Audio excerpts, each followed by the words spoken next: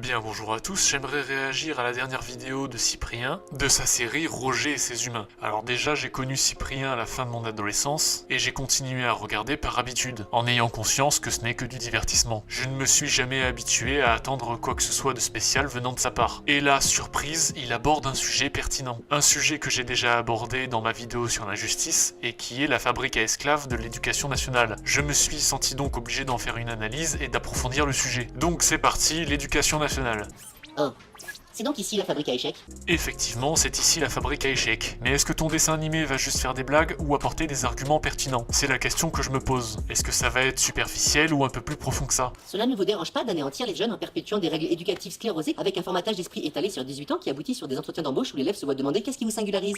Wow, la vache, alors ça je m'y attendais pas. C'est à la fois rapide et efficace. Effectivement, rien ne singularise un individu qui sort de l'éducation nationale. L'éducation nationale n'a pas pour but de créer des singularités, mais seulement des clones. C'est en fait de l'élevage intensif de futurs esclaves. Quant aux règles éducatives sclérosées, effectivement, on va y venir plus tard. Mais comment il parle comme un dico le nouveau, trop loser. Wow. J'adore l'école. Bon là c'est plutôt clair, on a une introduction à une règle absolue dans l'éducation nationale. La violence règle absolument tous les problèmes. Oui, car la violence n'est pas une solution.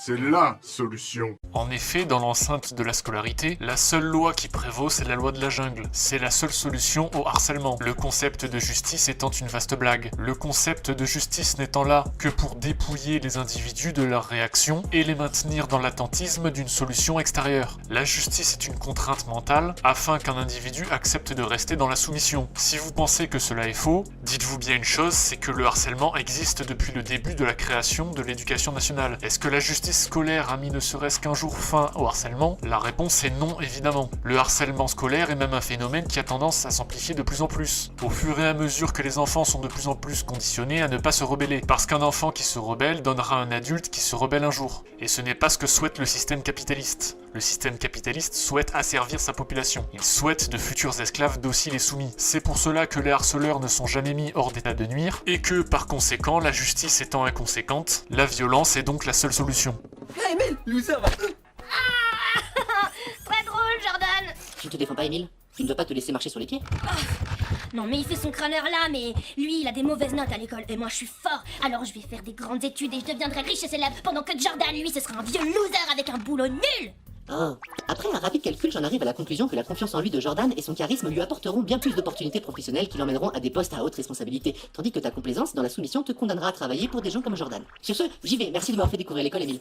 Alors là, deux choses très intéressantes. La première, c'est que du coup, l'éducation nationale favorise les déchets et détruit les enfants brillants. Effectivement, les cancres superficiels et qui ont du succès vont avoir une confiance en eux basée sur l'écrasement d'autrui qui peut effectivement les pousser plus loin dans la vie. Tandis que le gosse, maintenu dans la soumission à coup de croyances religieuses que la justice existerait ou encore que le travail est payant, va finir en bas de l'échelle sociale car il n'aura pas travaillé sur sa superficialité. C'est vrai dans tous les domaines, une merde bien emballée se vend bien mieux que le meilleur cadeau du monde emballé dans du papier journal. D'ailleurs, il y a des études qui ont prouvé que plus un individu avait des tendances à la psychopathie et se rapprochait d'un profil de pervers narcissique, plus celui-ci avait de chances de monter dans l'échelle sociale. C'est surtout vrai dans notre monde actuel économique, et ça il n'y a pas beaucoup de gens qui le savent, où tous les modèles de management des entreprises sont basés sur des managements nazis. En effet, avec très peu d'individus, les nazis ont réussi grâce à certains modèles de management à se développer extrêmement vite sur une durée extrêmement courte, ce qui leur a permis en très large infériorité numérique de dominer la moitié de l'Europe et les fronts russes. Pourquoi? Parce que leur modèle de management était extrêmement rentable. Et c'est parce que leurs modèles de management sont rentables que ces modèles ont été exploités à fond dans le modèle capitaliste. Ainsi, les profils de psychopathes, pervers narcissiques et autres manipulateurs sont sélectionnés pour monter en haut de l'échelle sociale, car ce sont eux qui vont le mieux exploiter et presser les employés jusqu'à ce qu'ils soient le plus rentables possible. Parce qu'ils n'ont aucune empathie et aucune conscience, ils ne font preuve d'aucun sentiment et ne voient leurs employés que comme des robots qu'il faut faire tourner plus vite, même si pour cela ils doivent les écraser. Et c'est pour cela que ces gens-là sont choisis, c'est parce qu'ils avaient déjà l'habitude d'opprimer les autres dès leur scolarité. Aucune raison donc que cela change plus tard. Donc ça, c'était le premier point que je souhaitais aborder. Deuxième point, je souhaite aborder aborder l'effet de halo. Vous avez sans doute déjà entendu parler de cet effet, c'est un effet attribué à la perception de la personnalité attribuée par le physique. C'est-à-dire que quand vous allez voir quelqu'un de beau, votre cerveau va automatiquement lui associer une personnalité agréable en concordance avec son physique. Et ça, indépendamment que ce soit effectivement quelqu'un de bien ou une parfaite ordure. Ce qui fait que vous allez bien vous comporter avec lui et que normalement il se comportera bien en retour avec vous. Et s'il fait des saloperies, votre cerveau va automatiquement vouloir essayer de justifier et de déculpabiliser la personne en lui prêtant des excuses, même si celui-ci est coupable. C'est pour cela que les connards superficiels s'en sortent systématiquement bien. Inversement, un garçon qui serait moche serait associé par l'inconscient du groupe à une personnalité répugnante, surtout s'il ne fait pas preuve de la même superficialité qu'eux. Il va être donc exclu du groupe et facilement harcelé, ce qui va créer une personnalité névrosée et irritable, même s'il n'avait pas cette personnalité à la base. Et c'est ainsi donc que l'effet de halo a beaucoup de chances de transformer la personnalité de l'individu via les pressions extérieures qu'elle induit pour que cette personnalité colle à son physique. Et c'est là où le système est injuste. C'est que l'élève pas assez cool, mais qui n'a rien demandé, va subir un harcèlement qui va formater sa personnalité pour la rendre désagréable, ce qui induit un effet pervers qui fait que s'il se plaint, on lui dira qu'il mérite ce qu'il subit, qu'il l'avait bien cherché, parce que les élèves cool n'ont aucune raison de le harceler, donc s'ils le font, c'est qu'il l'a cherché. Donc à la fois l'effet de halo va détruire la personne harcelée en renforçant sa névrose, et en même temps elle permet d'excuser les harceleurs. C'est un effet extrêmement pervers, et le système de l'éducation nationale ne fait rien contre ça. Encore une fois, et je l'ai expliqué plus tôt, parce que ça arrange plus tard le système capitaliste. La superficialité doit être mise en avant car elle est un facteur de consommation. Inversement, celui qui va se développer intérieurement va en revanche très peu consommer, donc il faut détruire cette personne. Le système économique n'en a pas besoin. Et donc encore autre effet pervers de l'effet de halo, c'est que les gens superficiels vont finir par monter dans la société, même si ceux-ci ne foutent rien, car profitant de leur effet de halo, tandis que l'élève moins cool mais travailleur ne profitera jamais de cet effet-là et sera dégoûté donc du travail, car jamais récompensé. Et bien de même qu'il y a des études, comme je l'ai évoqué dans le premier point, qui expliquent que les psychopathes et les manipulateurs montent dans l'échelle sociale, les gens qui sont grands et beaux ont eux aussi plus de chances de monter dans l'échelle sociale, et ce indépendamment de leur travail. Inversement, plus tu es moche, et plus tu as de chances de rester un prolétaire. Donc voilà, ce deuxième point vient en synergie avec le premier point, et ils s'amplifient l'un l'autre. Et il n'y a absolument aucun système pour empêcher ça. Certainement pas l'éducation nationale. Et cette superficialité s'étend encore et encore, surtout de nos jours avec les réseaux sociaux et la mondialisation. Mais c'est le propre du capitalisme que d'aller dans ce sens-là. Mais qu'est-ce que tu fais dans l'oreille, là?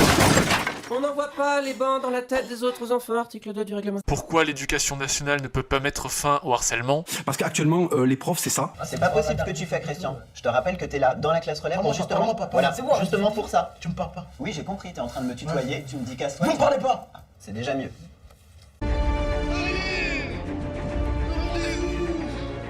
Allez quoi? On arrête de méchanceté là. Non mais parce qu'on est gentil, s'il vous plaît. Comme ça ensuite il va nous gronder et puis on va... Bien, mais vu que le système ne changera pas, quelle solution il reste alors? Eh bien déjà, il reste l'éducation parentale. Mais bon, le problème, c'est que dans un monde où le patriarcat a été détruit et où l'éducation est faite uniquement par les mères, on a dépouillé les enfants d'une éducation dure qui les pousse à se rebeller. Au lieu de ça, les enfants ont droit à une éducation féminine, d'une espèce de fierté mal placée. Regardez mon fils comme il est bien éduqué, je suis une bonne chrétienne. Elles ne veulent pas que leur enfant devienne un homme viril, elles ne veulent pas leur donner une éducation pour leur bien, mais pour leur bien à elles, leur bien superficiel. Regardez mon petit garçon bien éduqué, mon petit garçon parfait. Il reste à sa place, il est bien calme, bref, il est bien dressé en gros. Évidemment, cette éducation féminine superficielle va juste en fait donner des hommes bêta soumis et gris de la vie, parce que c'est ces mères de famille qui leur auront lavé le cerveau avec des croyances religieuses dans la justice, à essayer de leur faire croire que l'on peut gagner en suivant les règles du jeu, ce qui est évidemment absolument faux. Mais bon, qu'attendre de plus d'une éducation faite par des femmes? Évidemment, ça fait des hommes efféminés. Ces mêmes hommes soumis que les femmes ne regardent pas plus tard. Mais je digresse, ça c'est encore un autre sujet qui méritera moult vidéos. Bref, en conclusion, ce qu'il faut retenir de cette vidéo, c'est que l'éducation nationale et le système capitaliste imposent une sélection artificielle des personnes apathiques, psychopathiques et des profils de pervers narcissiques et hypocrites qui vont monter dans la société d'un côté et de l'autre des personnes lâches qui évitent le conflit et qui seront exploitables à volonté. Et la seule solution pour échapper à ça est une éducation patriarcale sociale, qui arrête de laver le cerveau des enfants avec des conneries comme la justice inconséquente, et qui pousse à la rébellion. La seule solution actuelle au harcèlement étant la réponse réactive par la violence. C'est à l'heure actuelle la seule, et j'ai bien dit la seule, méthode pour arrêter le harcèlement. La violence met fin au harcèlement. L'absence de celle-ci, c'est se conforter dans la soumission. Toute autre méthode est inconséquente, et étant donc inconséquente, elle ne brise pas le cycle de harcèlement. C'est aussi simple que cela. Merci d'avoir écouté, merci d'avoir suivi jusqu'au bout. N'hésitez pas à vous abonner, à partager, c'est extrêmement important surtout pour les petites chaînes. Vous pouvez me suivre sur les réseaux qui s'affichent ici. N'hésitez pas à venir me dire bonjour et à me poser des questions. Et je vous dis à la prochaine pour une prochaine vidéo. Ciao!